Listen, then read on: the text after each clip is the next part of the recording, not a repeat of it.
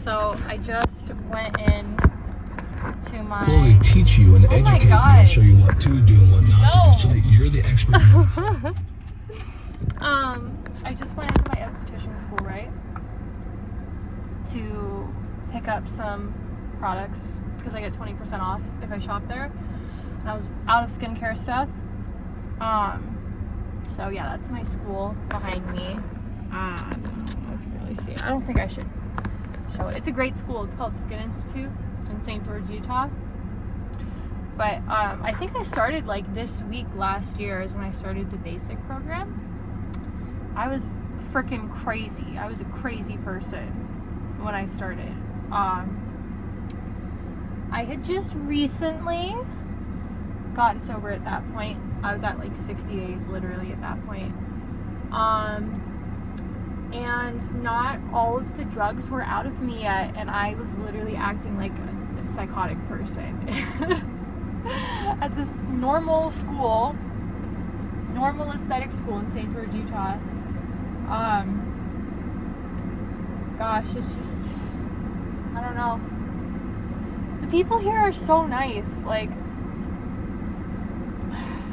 I just was so crazy. I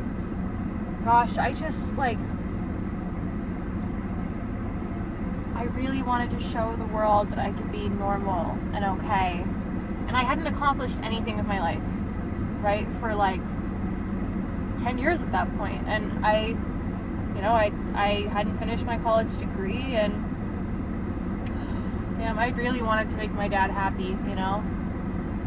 I really wanted to show my family that I could be like a productive member of society. And God bless my family and God bless this school. Like, I was just insane. They had to put up with so much. And it's crazy seeing all this like a year later, you know? Well, not seeing, I've been to this back at the school since. It's like 10 minutes from where my parents live, but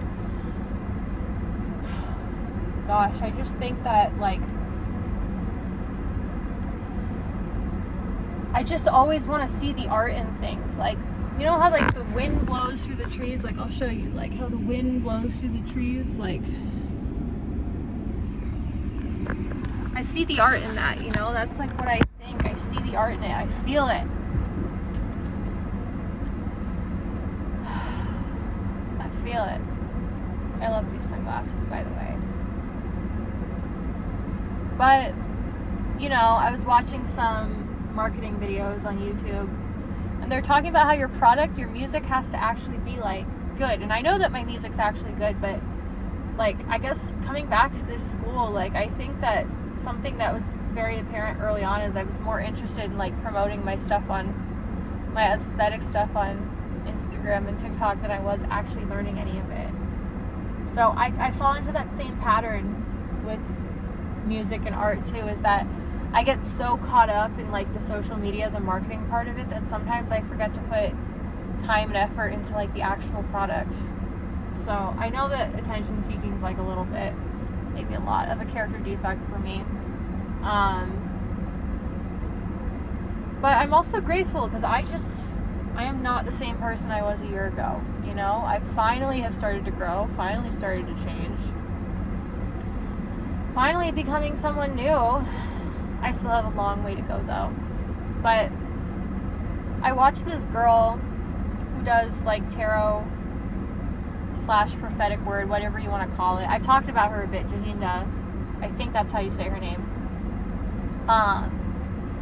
But I watch her on YouTube like religiously, because her messages, like, they just, I don't know, they make sense to me. They align with what's happening in my life. And she was saying today, she was like, you really should start documenting. I have this feeling you should start documenting everything you do, because it's about to be something important. And I felt that. I felt that I'm on the precipice of something really big with this art stuff, content creation stuff, music stuff. You know, I feel like it's that feeling, that intuitive feeling, like I'm on the precipice. And even like I'm sitting here and I'm filming this video for YouTube, knowing that, like, I don't know, I maybe haven't been creating as far as like music as much as I would like to recently. I'm now finishing my college degree, and, you know, since I had to transfer schools and I'm at a different school than I started college at, I get to start over with a new GPA. So of course, like, you know, the perfectionist in me, the person in me who wants to be like better than other people or whatever, is like, well, like, I have the freedom to get a 4.0 this time. And the first class that I took, I did get an A, and so right now I do have a 4.0 there. But sometimes I get so caught up in the perfectionism that I stress myself out unnecessarily. I don't get as much done with my day because I'm so focused on getting a perfect day, less so than like, what is it that I'm learning in the class, you know? Sometimes I'm like, oh, I just want the perfect grade, and like I fail to consider, like, what am I actually learning here, you know? Which I have learned a lot from the class. I mean, I love it. It's a writing class, but that's the thing. It's like, I'm trying to remember that I really have to turn this stuff inward. My therapist sent me a reel. It was Steve Martin talking about, like, how do you make it as a creative? And he was like, you know, just be the best. Be really, really good. They can't ignore you. That's more important than, like, networking and going to some party, you know? And so I think that, you know, I fall into the trap a lot of, like, oh, I have to make sure I post enough on social media. I have to make sure I'm promoting my stuff enough, which is important. And I do know lots of artists who just don't even know how to market themselves at all. They don't know how to promote, nothing, which is an issue in itself, but that's definitely not me. I get too hung up on that because I think about those people, certain exes of mine and stuff. They just don't even know. They clearly don't know how to do the, like, content creation, marketing, promotion side of it. They clearly just don't even get it, or maybe are, like, too self-conscious or whatever. And I don't know. I just need to not think about other people and think about myself, you know. But yeah, that ex of mine. I remember when I was here at this school last year, that ex of mine, you know, because I started, like, my esthetician Instagram and TikTok and whatever. He randomly followed my other 2 TikTok accounts, but he didn't seem like he was, like, doing well, you know, which sucks. It sucks when you want the people you care about to do better. I was really just, like, also with that too, like, I was putting on such an inauthentic act. Like, I was trying to prove to the world that I was, like, this good Utah esthetician church girl now, you know, because I'd been so embarrassed of, like, who I'd become for so many years. I literally was, like, I got all these tattoos, and I was, like, obese, and I just had accomplished nothing, and I was constantly causing drama and screaming at people, and I was just so embarrassed that I was like, okay, I'm going to be the exact opposite of that. But, you know, and I do want to say, I do still really like church. I'm really glad that I have an open mind to it. I love going to church now. I read the Bible every day. You know, I that stuff that I really do actually enjoy that, but I was really, really, really seriously playing it up to try to prove to the world that I was something that I'm not, and it was just very inauthentic, and it made me feel sick, you know. But yeah, I was all over TikTok talking about, like, how I was, like, this different person, and yeah, it was all an act. It was all a very inauthentic act. So I don't know, but I love this school. I have nothing bad to say about this school. I loved it. Really, really great people who run it and stuff. But gosh, like, I really spent a lot of time this past year trying to look a certain way, convince the world that I was some sort of person that I'm not. You know, I was embarrassed about how far I'd fallen.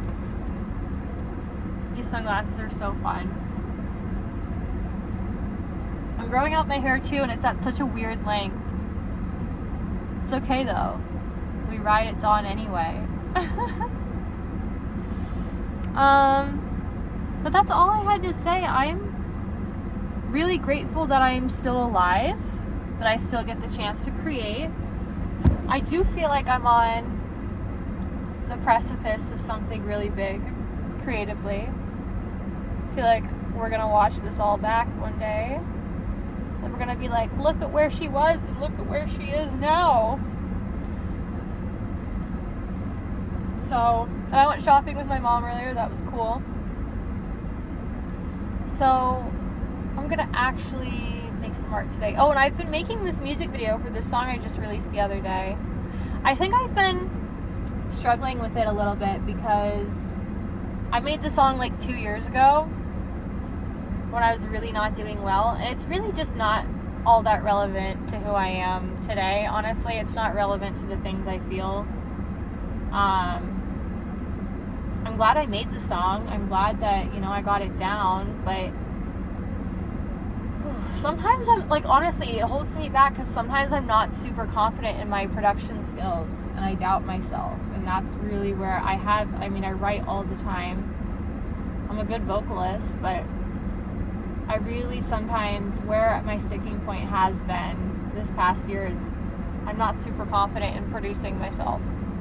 I'm good at the arrangement, good at like what I know the song should sound like in my head, but the technical production stuff is where I really struggle. But it's like, I'm trying to remember that if other people can figure it out, I can figure it out too. That's literally just a limiting belief when I'm like, I'm not good at producing myself. That's literally a limiting belief that I can choose to believe or not. But that's completely up to me. And just like avoiding it is preventing me from getting more music done than I could. So I'm really trying to create without judgment towards myself, because I listened to some of my old stuff when I really didn't know how to produce it all, and like it was good because it had heart in it had passion in it, a bunch of like XXXTentacion, especially his early songs, they had no idea how to produce, and he even says that. They said that in the Lil Peep documentary too. That was the reason I started making music. I'm just trying to remember, it matters more that I have the passion and that I have the message more than like, oh, it needs to be like perfectly mixed and mastered, But that has been holding me back. It is literally just a limiting belief that I can choose to believe or not.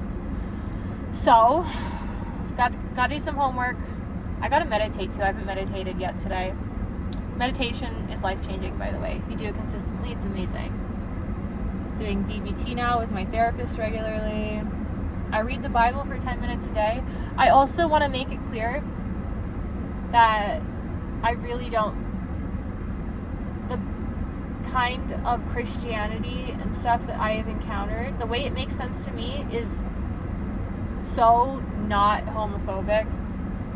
It's so not homophobic. Like, what I'm finding in church and Christianity is to just love everyone, love your neighbor.